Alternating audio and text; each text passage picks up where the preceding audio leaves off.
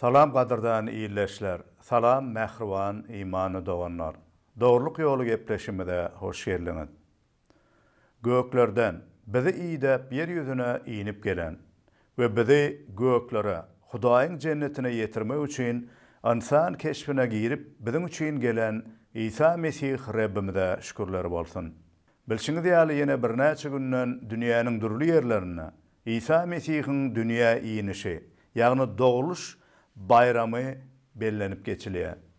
Bu ajaýyp wakanyň bolup geçenligi tarihi delillere, ýagny şaýatlyklara esaslanýar. Hudaýyň yer ýüzüne iýberen halasgäri, diňe bir ýere gelip doğulmak bilen çäklenmän, biziň kalbymyzda hem iman arkaly doğulmak isleýär we kalbymyzda hemişelik ýaşap, bize ebedi ýaşaýşy bermek isleýär. İsa Mesihiň yer ýüzüne gelmegi, eden ajaýyp işleri, gudratlary we hayran galdyryjy we durmuş özgördici taglimatlary ýöne bir maglumat hökmünde ýazylanmaýarlar. Olar bizde hakykata bolan iman oýarmak we İsa Mesihe iman edip günälerimiziň jezasy hökmünden halas bolmak, ölümden ýaşaýşa gowuşmak we baky Hudaýyň bereketlerine ýaşap bilmemiz üçin hem ýazylanlar. İsa Mesih'i öz gözleri bilen görüp, kulaklary bilen onu eşidip, iman eden adamlar nähili aýratyn bir bagta eýe bolandyrlar diýip biz pikir etmemiz mümkin. Ýöne İsa Mesih onu görmän iman edenleriň hasda bagtlydygyny bize ýatladýar. Şeýle bir tarihi biz İncil kitabyndan okuýarys. Ýagny İsa Mesih adamzadyň günäleri üçin ölüp, jaýlanyp, üçlenji günü dirilenden soňra şägirdlerine dirilenligini görkezip, görnenne onuň Tomas atly şägirdi şol şägirdleň arasynda bolmandygy üçin muňa inanmazlyk edýär. O näme diýär? Eger ellerimi İsa'nyň yara izlaryna degirip görmesem, onda men onuň dirilenligine inanjak däldi. Şonda İsa yine de şägirdlerine görünüp ve Tomas hem olaryň arasynda watynda ol Tomasa şeýle diýär. İsa Tomasyň ýanyna baryp oňa barmagyny bu ýere degir, ellerimi gör, elini uzatda böwrüme degir, imansyz bolma, imanly bol diýdi. Şonda Tomas oňa Rabbim, Hudaýym diýdi. İsa oňa sen meni göreniň üçin iman etdiň. Meni görmän iman edenler nähili bagtly diýdi. İsa şägirdleriniň ýanyna bu kitapda ýazylmadyk başga da köp alamatlary görkezdi.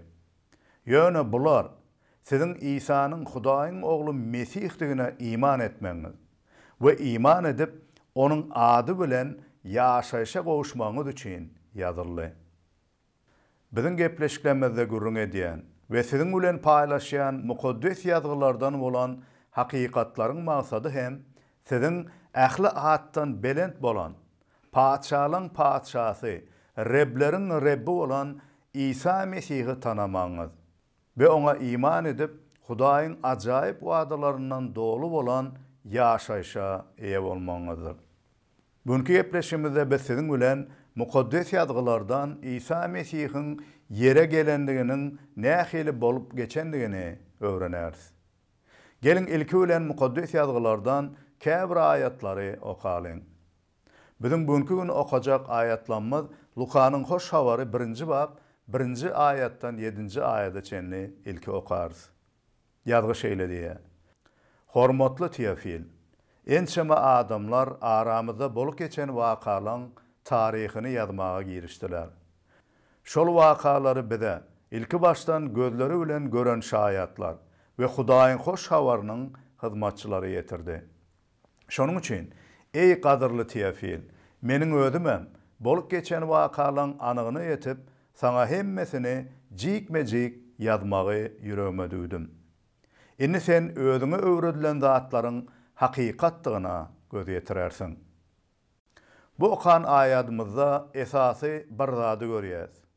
Mukaddes ýazgylar bize beýan eden zatlaryň hemmesini hakikatları gözleri bilen gören şayatlıklara ve bu şayatların İsa Mesih'in Resullarının ve hoş havarının hizmetçilerinin bize yetiren hakikatlarına esaslanyanlığıdır. Qadırdan iyleşler. Sizin hem size öğretilen bu zatların hakikatlığına göz yetirersiniz deyip sizin için hem dua dile ederiz. İsa Mesih'in doğulup yeryüzüne inip gelmeğinin tarihi şol dövrde yaşan ve İsa Mesih'in ön yanından doğulan bir peygamberin maşgalasının tarihi bilen başlanıyor.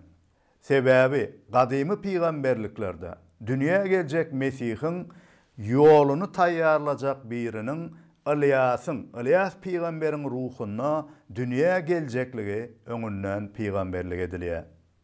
Hudaý bolsa özünün wadalarını berja edýändigini bize bular arkaly suwut edýär we Mesih'in hakikatlygyny olar arkaly bize görkezýär.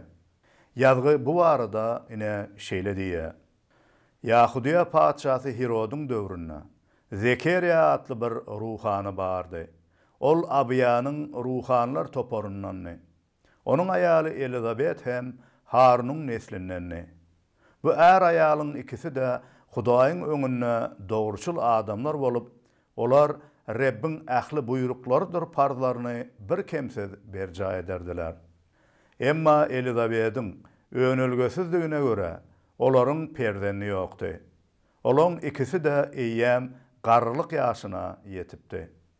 Bir gün Zekeriya öz toparynyň nowatçylyk gezeginde Hudaýyň huzuruna ruhanlyk hyzmatyny berja edýärdi. Şonu ruhanlyk adaty boýunça ýakymly isli tütötkü tütötmek üçin Rabbin ibadatxanasyna girmek onun bijesine düşdi. Tütötkü tütötmeli pursady geldi. Ähli jemaat daşarda Hudaýa doga okap durdy. Şol wagt tütötkü sypasynyň sagynyna duran Rabbin bir periştesi Zekeriya görünni. Zekeriya onu görüp özünü yitirdi. Onu gorku gaplady. Emma perişte ona şeýle diýdi. Ey Zekeriya, gorkma. Sebebi senin Hudaýdan eden dilegiň kabul boldy. Ayalyň Elizabet sana bir ogul doğurup berer. Sen onun adyna Yahya dakarsyň. Bu sana uly şatlyk getirer. Onun doğlanyna köp adamlar şatlanar. Çünkü ol Rabbin nazaryna beýik bolar. Ol hiç haçan adyna şerap we içki almaz. Ol heniz enesinin göwresindeki mukaddes ruhtan dolar. İlki bilen şunu belläp geçesim gelýär. Üns berseňiz, bizim okan ayatlarymyzda bize tarihi maglumatlar verilen. Yahya peygamber bilen bagly olan tarihin ve İsa Mesih'in dünya inen döwrünün tarihi döwre ve delilleri esaslanýandygyny biz görýäris. İsa Mesih'in tarihi kimdir birinin pikirlerine ya da rivayatlarına esaslanman, tarihi delillere esaslanýar. Bir ay mundan öň biz İsrail ýurduna siyahatda bolduk ve şu taýda ady agdalýan yerleri öz gözlemimiz bilen görüp berdik. Siyahat döwrümizde biz şu taýda ady agdalýan Yahudiýa paçasy Herodun guran şäherlerine bolup gördük. Ve şol döwürden galan tarihi galalardır şäherleri görüp hayran galdyk. Bu bolsa bizim okayan ayatlarymyzda aýdylýan zatlaryň tariha degişlidigini bize yine bir gezek tasdiklaýar. İkinci bellemeli zat, Yahya peýgamberiň saýlanmagynyň maksadynyň İsa Mesih'in ýoluny öňünden taýýarlamakdygyny görýäris. Ve bu barada mukaddes ýazgylaryň peýgamberlik kitaplarına peýgamberlik edilenler. Yahya peýgamberiň gelmegi barada 3 sany ayrı peýgamberlikler var. İlkinci peýgamberlik İşaya peýgamber tarapyndan peýgamberlik edilenler.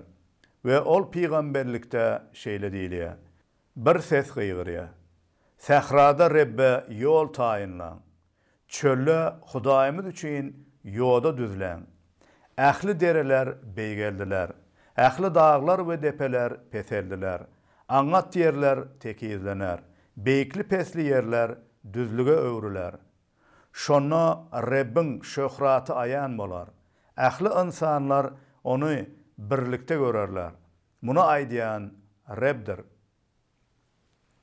İkinci peýgamberlik Malaky peýgamber tarapyndan peýgamberlik edilýär. Ol ýerde hökmürawan Rabb öňümden ýol taýýarlar ýaly. Ine men öz wekilimi iýberýärin. Siziň gözleýän Taňryňyz duýdansız öz ibadatxanasyna geler. Siziň hoşal bolýan äht wekiliniz ine gelýär diýär. Üçüncü peýgamberlik hem Malaky peýgamberiň kitabynyň 4-nji babynyň 5-nji aýatyna berilendir. Ol ýerde şeýle diýär. Ine men Rabbin beýik we gazaply güni gelmeden öň özüm size Ilyas peýgamberi iýbererin. Bu peýgamberlikleriň hemmesi Yahya peýgamberde berjaý boldy. Yahya peýgamberiň nähili insan boljakdygyny perişte onuň kakasy Zekeriya öňünden aýdýar. O näme diýär? Ol Rabbin nazaryna beýik bolar. Rabbin nazaryna beýik bolmak insan üçin iň wajyp bolan zatdyr. Emma gynansak da adamlar Rabbin nazaryna belent, beýik bolmagyň ýa-da Rabbi razy edip dogrulukda ýaşamagyň aladasyny etmeýärler. Tersine köp adamlar adamlaryň öňünde kimdir biri bolmany, ýagny beýik bolmagy hereket edip ömrüni bular üçin geçirýärler. Adamlaryň öňünde beýiklik nämelere esaslanýar? Mysal üçin ady belli maşgalada dogulmak, ýagny bir baý adamyň, paçanyň ýa-da prezidentiň wezipeli we güýçli adamyň maşgalasyna dogulmaklyk, ýa-da şol maşgala degişli bolmak, ýa-da insanyň özüniň pul gazanyp baý bolmagy, ýa-da nähildir bir aýratyn okyplara, talantlara eýe bolmagy. Mysal üçin belli aýdymçy, sportçy ýa-da bir zatlar oýlap tapyp we olar arkaly meşhurluğa yetmegi adamlaryň gözüniň alnyna beýiklik hasaplanýar. Hudaýyň nazaryna beýik bolmak näme onda? Ýokarda sanap geçen adamyň nazaryna beýik hasaplanýan zatlaryň hiç biri Hudaýyň nazaryna adamy beýik etmeýär. Yahya peýgamberi Hudaýyň nazaryna beýik eden zat nämedi? Yahya peýgamberiň Hudaýyň onuň üçin beren maksadyna dolu boyun bolup, Hudaýyň maksadyny berja etmegi onu Hudaýyň nazaryna beýik eden zatdyr. Ýagny Yahya peýgamberiň durmuşyny dolu Hudaýyň erkine we eslegine boyun edenligi we netijede İsa Mesihiň ýoluny taýynlap, onu adamlara tanatmagy onuň Hudaýyň huzurundaky beýikligidir. Eger biz hem Yahya ýaly Hudaýyň mukaddes ýazgyllarda bize aýan eden erkidir isleglerine boyun bolsak we onuň dogrulygyna hemişe ýaşamagy saýlasak we İsa Mesihi tanap iman edip onu başgalara hem tanatsak, onu Hudaýyň nazaryna biz hem beýik bolup bilersiz. Adamlaryň nazaryna we dünýäniň nazaryna beýik bolýan zatlaryň hemmesi soňuna puşlukdyr, boşlukdyr. Olaryň hiç biri insany batly edip bilenok. Hudaýyň nazaryna baý we beýik bolmaklyk bolsa, durmuşyny doldurjak hakyky batlylygy bize berip bilýär. Çünki Rab biziň durmuşymyzda beýgelenne, biziň şahsy islegimiz onuň islegine boyun bolanna, biz pes göwnlükde bolanymyzda Hudaý bizi öz nazaryna İsa Mesihde beýgeller. Yahya peýgamber Hudaýyň nazaryna beýik bolmak üçin, onuň maksadyna bolup bilmek üçin 3 sany wajyp zady edendigini görýärsiz onuň durmuşynda. Yahya ýaşlygyndan başlap te ölýän gününe çenli Hudaýyň islegine ýaşamagy saýlady. İkinciden ol Hudaýyň dogrulygyny we isleginde ýaşamagy Hudaýyň mukaddes ruhy arkaly başardy. Yahya bu maksadyny berja etmek üçin bu dünýäde oňa päsgel berjek her bir zatdan yüzöwürdi. Biz hem Hudaýa iman eden günümizden te soňky günümüze çenli bulary berja edenimizde şonu biz hem Yahya ýaly Hudaýyň nazaryna beýiklikde ýaşap bilýäs. Onuň dogrulygyna ýaşap bilýäs. Ýene bir bellemeli zat, Yahyanyň kakasy Zekeriýanyň we ejesi Elizabetyň hem Hudaýyň nazaryna dogruçul insan bolandyklarydyr we Rabbiň parzlaryny bir kemsiz berja edenliklerdir.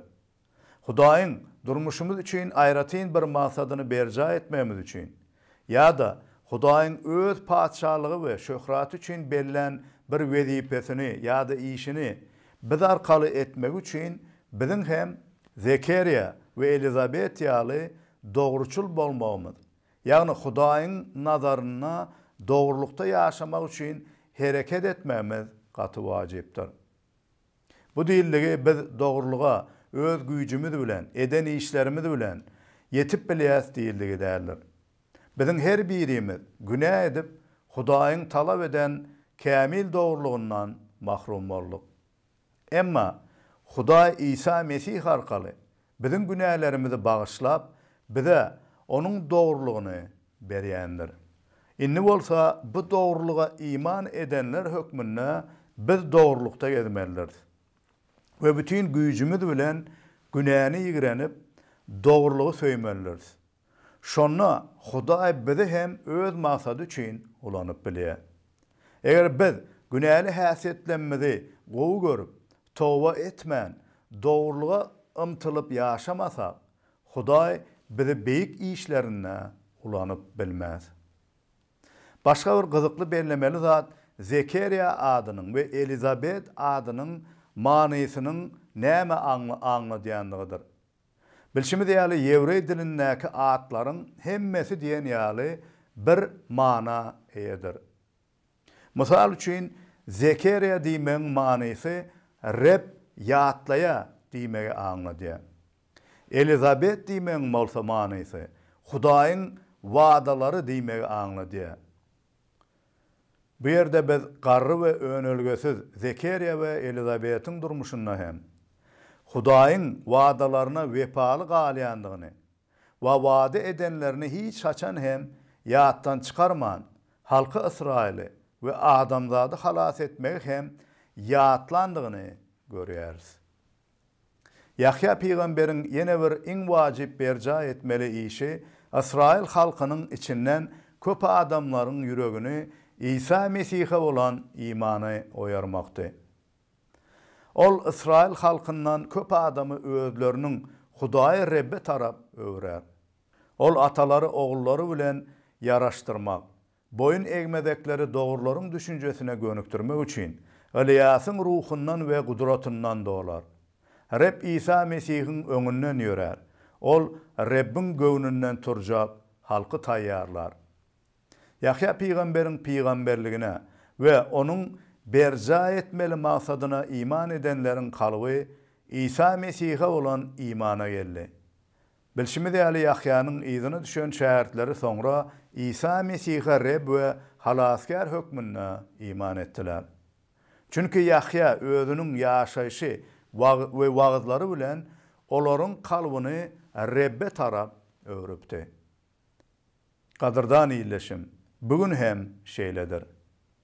Eger mukaddes ýazgylarda Yahya barada öwrenen bu taryhymyza ünüs berip, Yahya peýgamber barada hakykaty kabul edip inansaňyz, onu kalbyňyz İsa Mesih'in hakykatda hem adamzady halas etmek üçin gelen halaskar Mesih'ine olan anama ýene bir ädim ýakynlaşarsyňyz. Çünki bütün peýgamberleriň şol hatarda Yahya peýgamberiň maksady Reb İsa Mesih'in ýoluny taýýarlamak we her bir insanyň kalbyny oňa tarap öwürmekdir. Bu sebäpden İncil kitabyna biz Yahya peýgamberiň köp gezek adamlara İsa Mesih'i görkezip oňa iman etmelidiklerini we ol gelenden soňra özüniň pesenmelidigini we maksadynyň berjaý bolandygyny aýdandygyny görýäris. Yahyanyň ine bu aydan sözlerini şu yerde okumak isleýärin. Yahyanyň hoş habar 3-nji bab 26-njy ayat. Olar Yahyanyň ýanyna gelip, "Ey mugallim, Ýerdanyň beýleki tarapynda sen bir adam barada şaýatlyk edipdiň. Ine şol adam halky suwa çümdirýär. Hemmeler onuň ýanyna barýarlar" diýdiler. Yahya olara şeýle jogap berdi. "Gökten berilmese insan hiç saat edip bilmez. Men Mesihden, men diňe onuň öňünden iyi berildim diýenime siziň özüňiz şaýatsyňyz. Gelin giýewe degişlidir. Giýewiň dosty bolsa, giýewiň gelerine garaşyp, onuň sesini eşidenine juda şatlanýandyr. Hut şonuň ýaly, meniň şatlygymna enni hasyl boldy. Ol beýgelmelidir. Men peselmelidirin.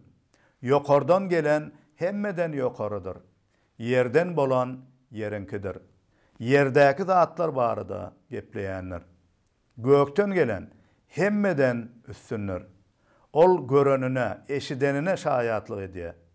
Ýöne onuň şaýatlygyny hiç kim kabul etmeýär. Emma onuň şaýatlygyny kabul eden kişi Hudaýyň hakdygyny tasdiklaýandyr. Hudaýyň iyi bereni, Hudaýyň sözlerini sözleýändir. Sebäbi Hudaý oňa mukaddes ruhy ölçeksiz berýär. Ata ogly söýýär. Ol hemme zady onuň eline tapşyrandyr. Ogly iman eden adam baqy ýaşaşa eý bolýar. Emma ogly, ýagny İsa Mesihi ret eden adam baqy ýaşaşa gowuşmaz. Ol Hudaýyň gazabyna duçar bolýar. Mehriban doganlar, kadırdan iyleşler. İsa Mesih'in ön yanından gelen ve onu gözleri bilen görüp bize şaýatlyk eden Yahya peýgamberiň sözlerini eşitdiňizmi? Onun ne edip şähertlerini ve adamları İsa Mesih'e tarap gönüktürüp ona iman etmeklerini wagt edendigini eşitdiňizmi?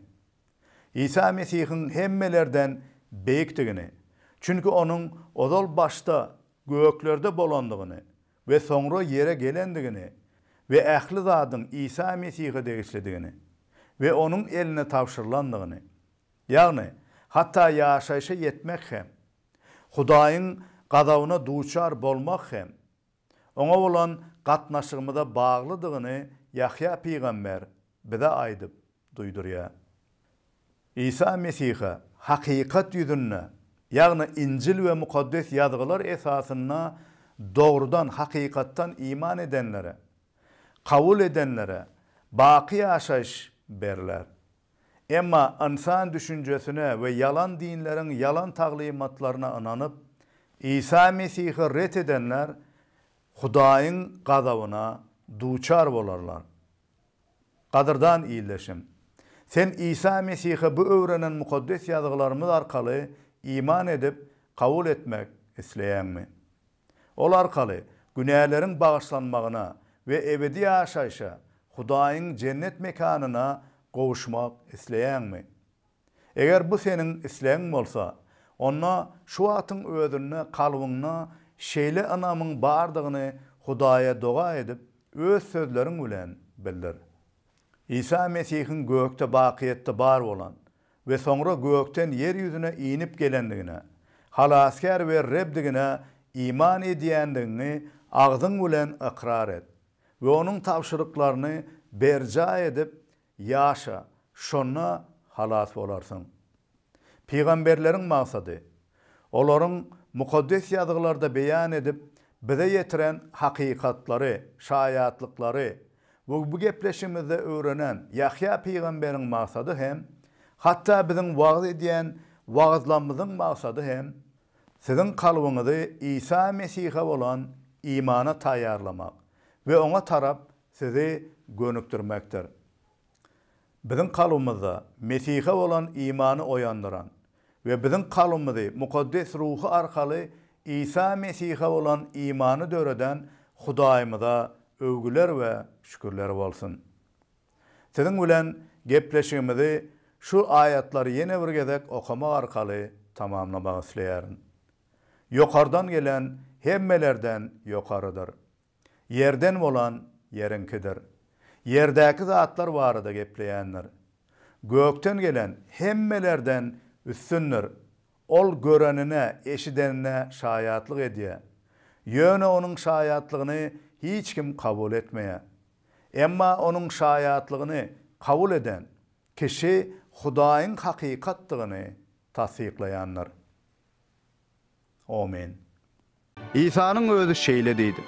Biri sesimi eşidip gapyny açsa, içerik girerin diýen İsa ananyp ýaşamaklygy saýlamagy göz öňünde tutýar. Bu Hudaýa üzülenmegi, İsa Mesihiň durmuşymyza girip, günälerimizi bagyşlap, bizi öz islegi boýunça özgerdip biler ýaly oňa bil baglamak aňladýar. Onuň aýdýan zatlar bilen aňymyz bilen razylaşmak ýa-da belli bir duýgulary baştan geçirmek ýeterlik däl. Biz ony anam arkaly merhemet bilen öz erkimiz esasyna kabul edýäris.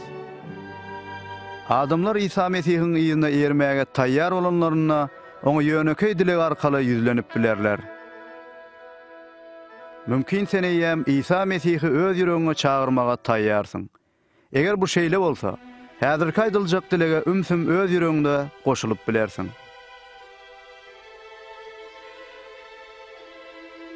Rabbim İsa, men sana mätäç. Meniň günälerim üçin haçta janyň gurban edeniňe men minnetdar. Men öz günälerimi boyun alýan we towba edýän. Men öz durmuşumyň gapysyny açyp, seni öz halaskarym we Rabbim hökmüne kabul edýärim.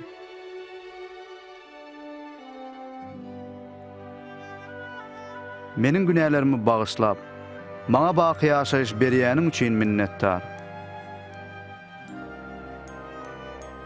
Meni öz islegiň boýunça özgert. Şeýlelikde men seniň ýyzyňa eriji bolayyn.